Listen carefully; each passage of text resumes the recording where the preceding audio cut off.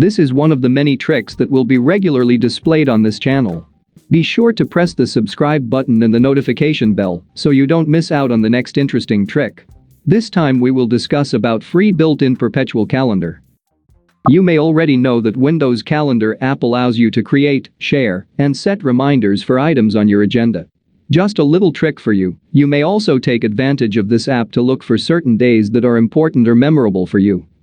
For example, what day is January 1st fall on 2025? To find out, click the time display in the right corner of the Windows taskbar, then set the month and year to match what you are looking for. Then the monthly calendar will change automatically.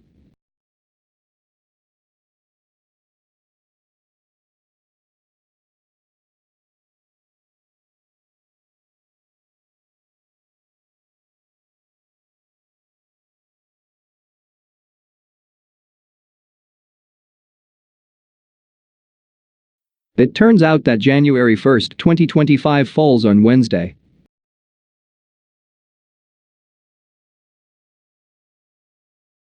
When you have finished, click anywhere outside the calendar box to close the display. Now try to remember again on what day you were born, and then recheck it by using similar method. Don't forget to click subscribe for more videos.